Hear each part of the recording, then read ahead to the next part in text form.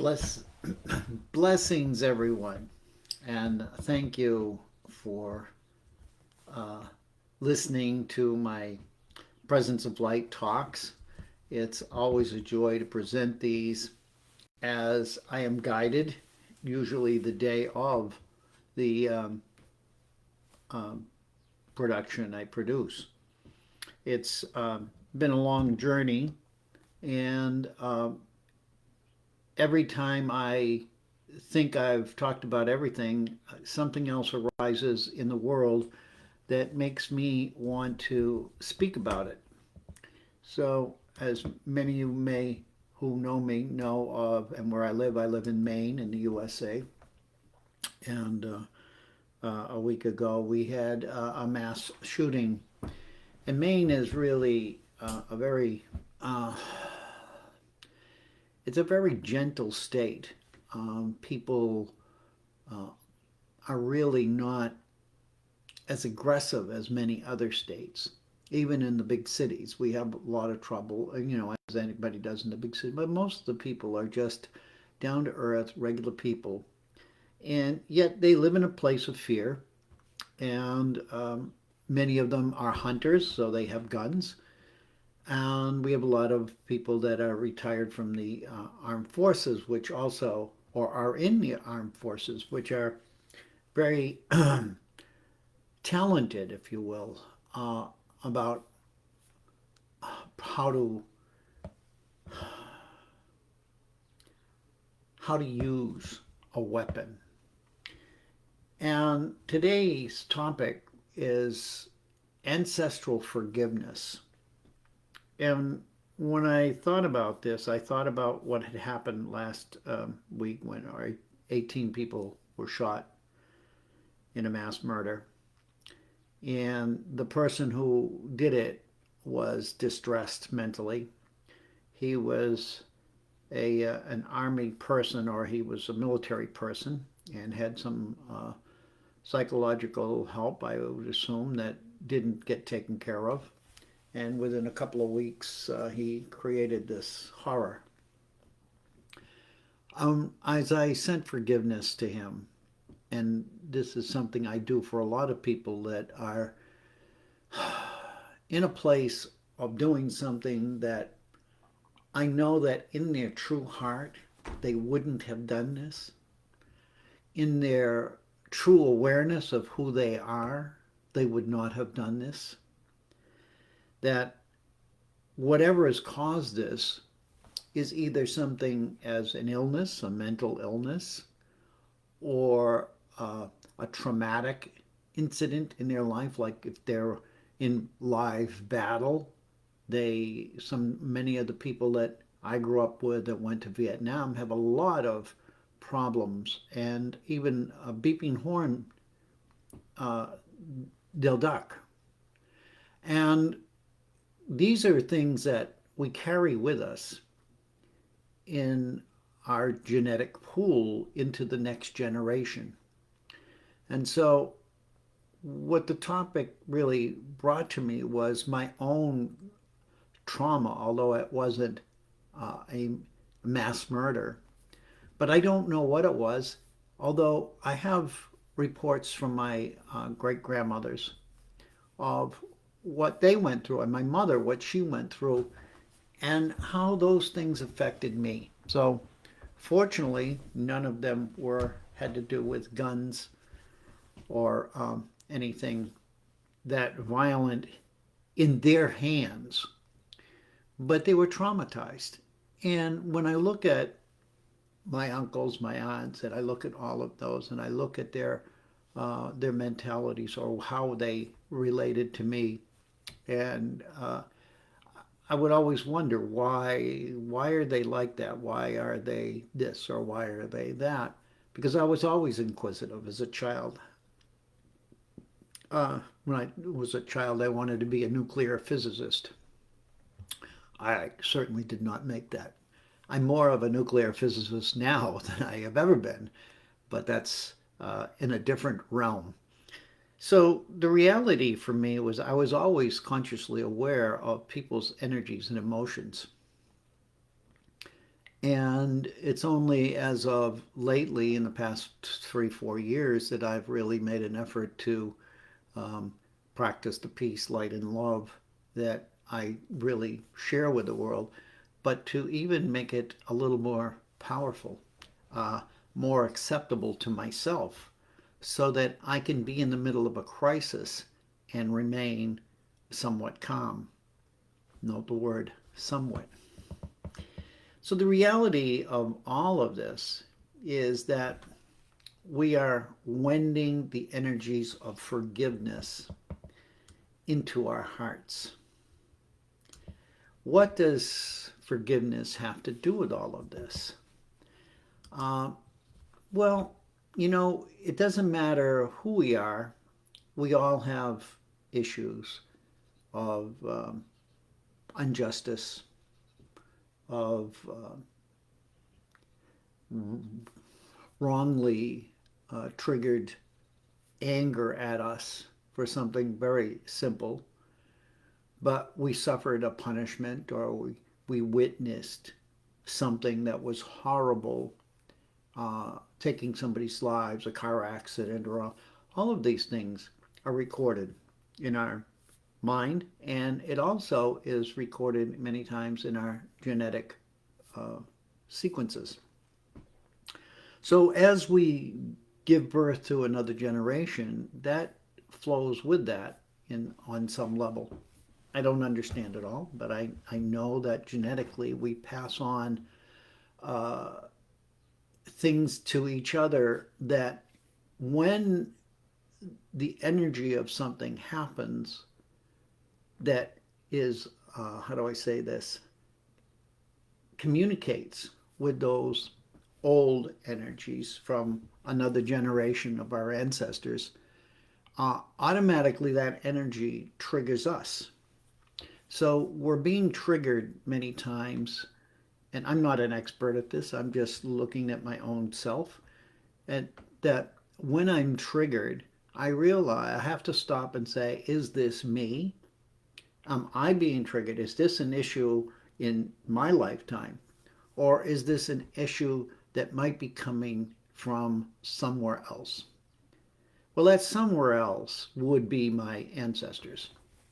And I've worked with this ancestor uh, stuff for a long while now, even to the point where when I dowsed, was part of a circle, we communicated with the indigenous tribes that were murdered in that area, and they wanted to be released. And so, in the end of our ceremony, we offered them an open release to that energy, so that energy could dissipate and it would be no longer on that land, because everybody on that land was affected by it. And it had nothing to do with anything other than trapped energy. For some, this may sound strange, but this is something we as evolutionary dowsers work with all the time, is energies that are trapped or that are held until they're triggered, and then they're released. So in this case of this gentleman, I'll call him a gentleman, who did this, he killed 18 people. Just the other day, Becky, you're here, there was some shooting out beside where you work or something.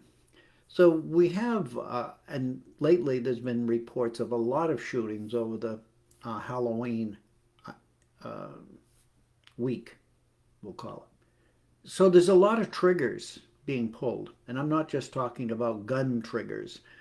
They're the triggers in us that bring us to a place where we cannot rationalize and correct irrational thoughts. I'm sure there's scientific names, medical names for this. There's studies about it. Yet the issue is that it is within us and we are unconscious of it until the moment that it shows itself. We can seek help.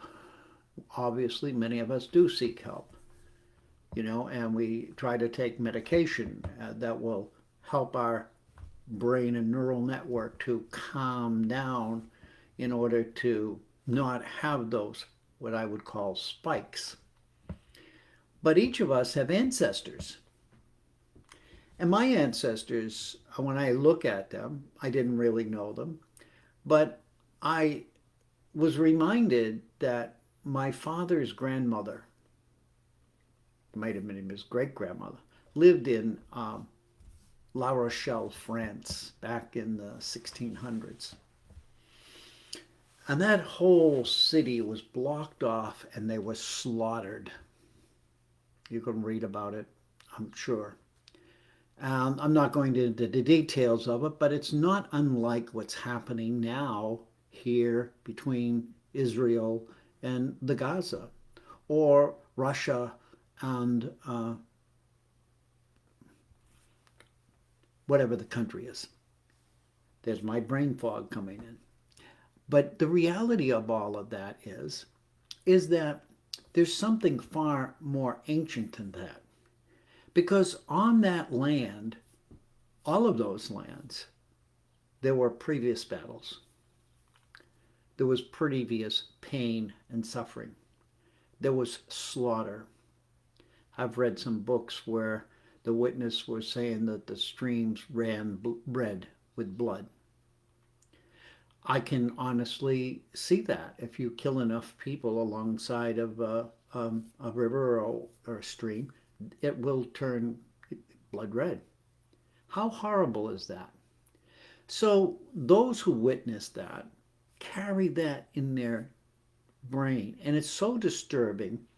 It alters what I look at as alters or hangs into or is connected into our gene codes, and we pass it on to our children and our grandchildren and our great grandchildren. So here we are in this physical body, the grandchild, the great grandchild, the great great grandchild of somebody else who may have endured this painful, horrible loss of life or loss of loved ones. And we're not doing anything to look at that and learn how to forgive. Now, when I say forgive, I use it in the terms of the words to be for or in favor of. Giving. What are we going to give them?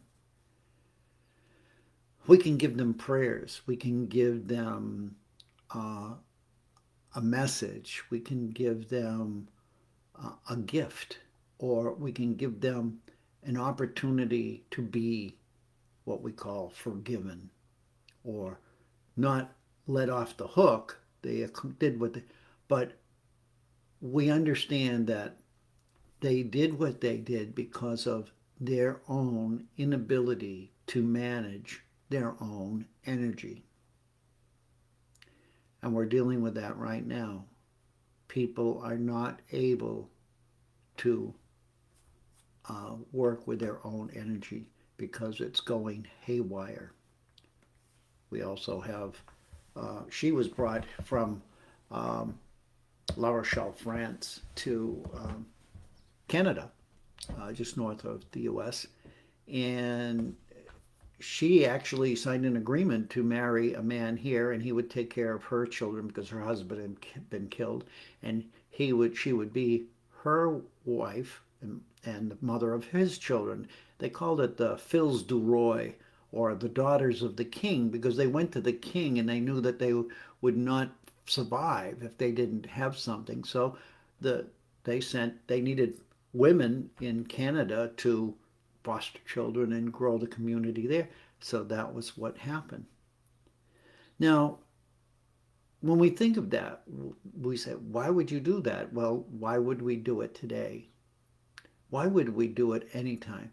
Because we wanted to expand our presence in a foreign country or in another land.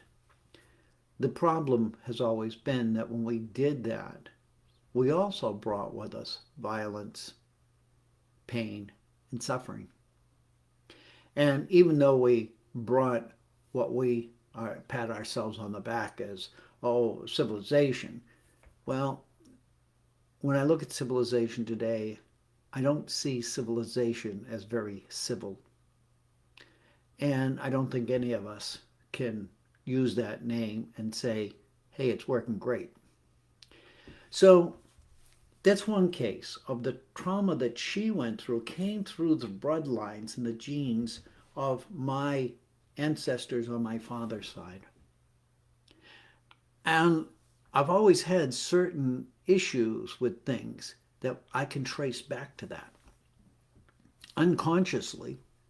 But now that I look at that, I can say, wow, this may be why I don't like this or that or whatever. We start to see a connection in our own, how do I say it, uh, genetic process.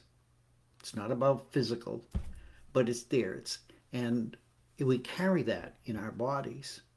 And when we get stressed to the point where we can't deal with it, it's almost unlocking all of these tombs, if you will, little dead spaces in ourselves that hold that until they're triggered and then they release. And once they get into our whole system, then they affect different things. And of course, the brain gets overloaded and distorted and goes on many crazy adventures, which unfortunately take innocent people's lives. Not because the person was a bad person. The person was a person with an issue that couldn't be resolved. And he acted out of the insanity within himself. So, going along with this, my mother came from Ireland. My mother came from Ireland when she was 18 years old. And she was shipped over here basically because she was somewhat, I'm going to say, uncontrollable because she was highly sensitive and highly alert to nature, to birds, to she would talk to them, they would talk to her. She could play the piano like a saint and never took a piano lesson. She was a very gifted child. But she was so gifted that her other 10 brothers and sisters couldn't deal with her. And they were living in a country that was struggling to have enough food to feed and everything. So they were worked in the shipyards and in Belfast.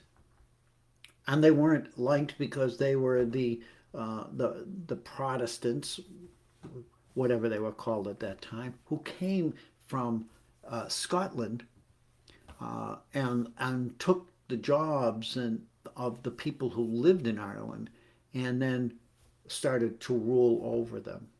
So there was a whole lot of trauma going on there. Not that anybody saw it or whatever, but every day there would be some kind of thing, just like the Muslims and the Jewish. I mean, that agitation was there. And this is what's reminding me of this. When I see that, I look at the agitation of thousands of years in that area. Why wouldn't it explode like that? And so my mother, the youngest of 11, came here and she lived with people that supposedly were going to take care of her, find her a job, and she would live with them. Well, in that, she was raped. Now, I don't know whether she had a child of that or not, but my assumption or my feeling is that she did and it was aborted because of the person that she was living with was a very important person in a large factory and wouldn't be able to, how do I say that, explain all of that. When I was born, my mother didn't want children because of that. My mother was horrified. That thing in her was amazingly overbearing.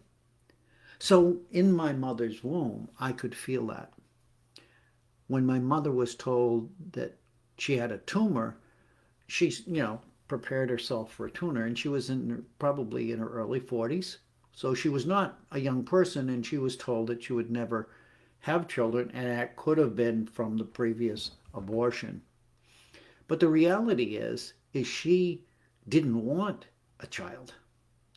And all it did was brought up the energy in her about me, or the child that she had to let go of. And she went into deep depression. And I was born. And the doctor said to her, "You're going to carry this tumor in your arms."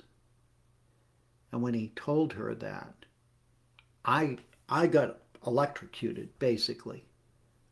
I can remember that now. I couldn't before, but I have an opening of awareness since my near-death experience that allows me to actually travel into those scenarios and feel them and then release them. I'm not saying everybody should do this, but what I'm bringing up is that within each of us, when we wonder, why am I so upset about this? Or why does that bother me? Or this bother me? And the other stuff should bother me and it doesn't. This is part of the pattern of who we are uh, within our collective genetic field. It's more than just a physical body. We are also what I would call an etheric body. But we're not taught that. If people could teach it, the world would change and we would move into a higher level of consciousness very smoothly, and we'd be able to understand somebody before they even speak, and we could respond in kind, and there would be no need for anger, frustration, for power over each other, because we would recognize each other as equal, as one heart, one love, as I always say. So I just want to bring this up because this is what's happening. Can we find a way to forgive those from our past who, hopefully non-intentionally, but could be intentionally, created a field of energy within themselves that was destructive and sent it forward into the future through our genetic beingness? And I'm not trying to bring this up to people for them to go looking for that, because it's a tough challenge to face a lot of it. But there's a lot of it that you may already know, and we have to begin to say, okay, where did that come from? Rather than saying, I am that. No, it was entrained or infused in us at some level of our existence that wasn't even physical.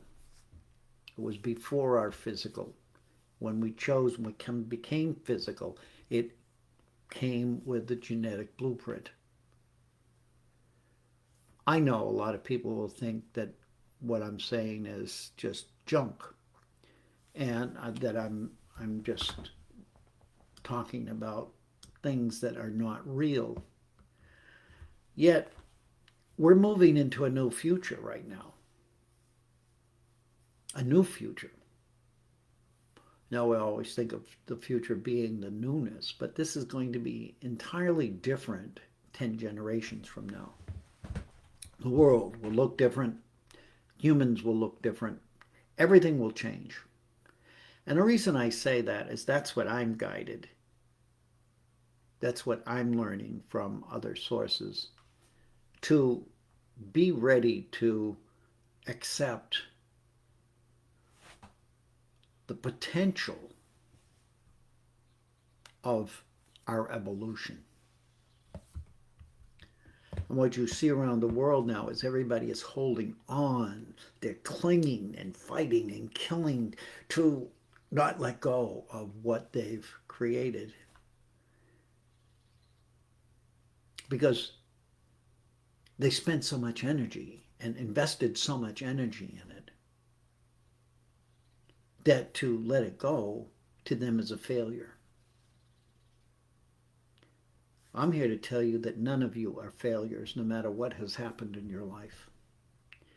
Each one of you has a value that is only yours. And it's the combination of all these values that each one of us hold within our own presence. When we can forgive and forget, it has the ability to be seen, to be felt by others. Knowing that from within our hearts, we can send kind and benevolent thoughts to all who may feel stressed, including those we have been taught to despise and condemn. I'm not saying that anybody is going to be rewarded for their misbehaviors or their horrible things they've done to people.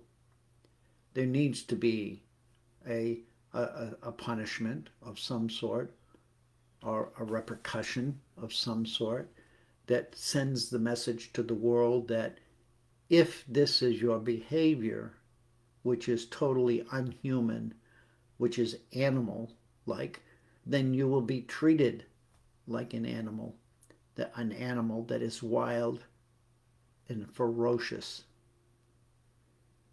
And you're not going to sit with that and pat it and give it little treats.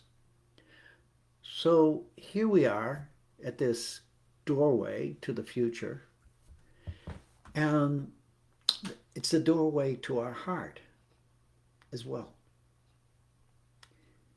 Our heart energy has the fantastic ability to co-create in harmony and balance.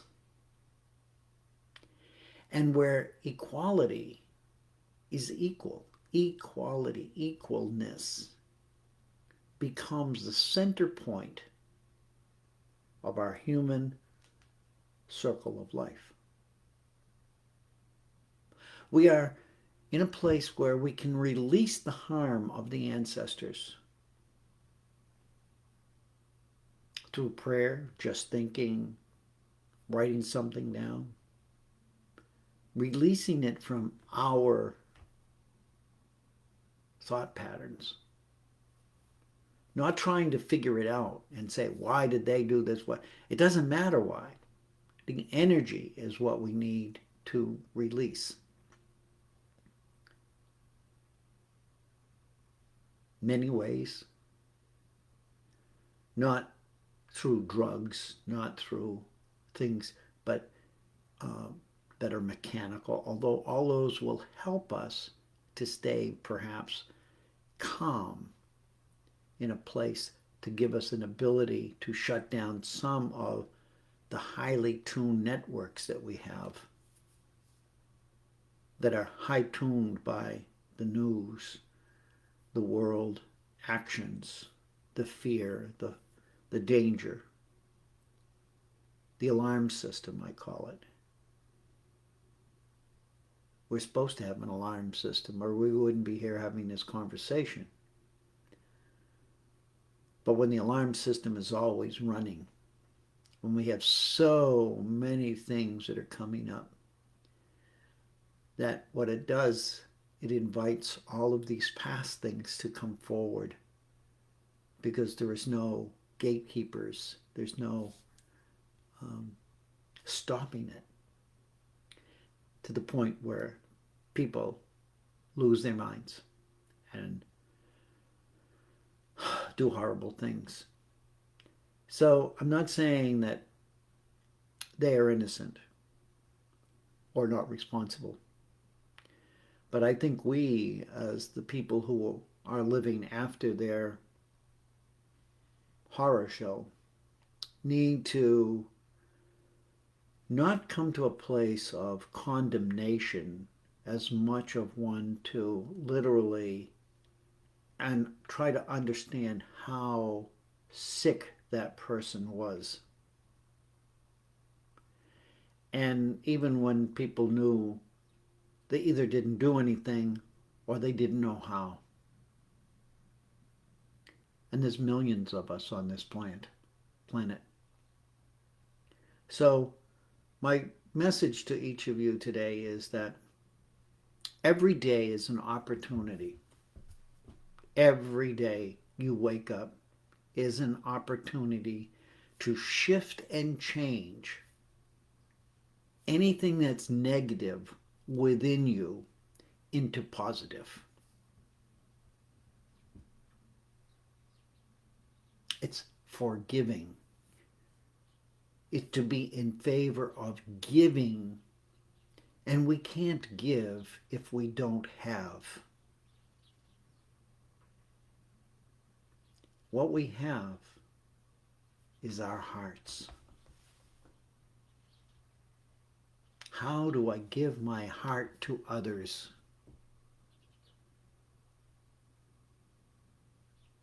Without threatening my own life? We have to become aware of other people's pain and suffering and not look at it as nonsense or a joke or blame it on something in their past. Let's look at them in the moment and know that this moment affects the future generations. No matter what language they speak, what color their skin is, or who their ancestors were. Each one of us are humans.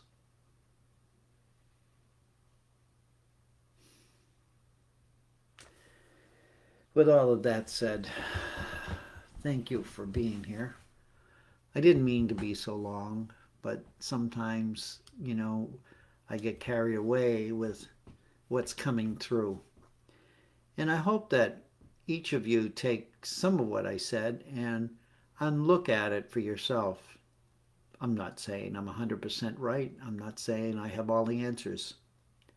I'm just sharing with you what is going through me so that perhaps you can change within yourself. Because my death experience changed me forever.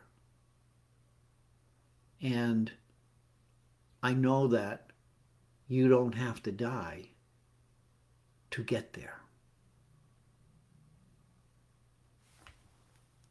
Love you. I thank you. I respect you. I am you. You are me. We are unity. One heart. One love. Forever. Blessed be my beloved friends and family, and know that each one of you, I send love, I send peace, and I send light. Until our next gathering, may each of you find ways to look inside yourself, see who you truly are, and have no fear in sharing it with the rest of us. Thank you so much. Bless you, bless you, bless you. We'll see you next Wednesday, and may your week be filled with joyous abundance. See you then.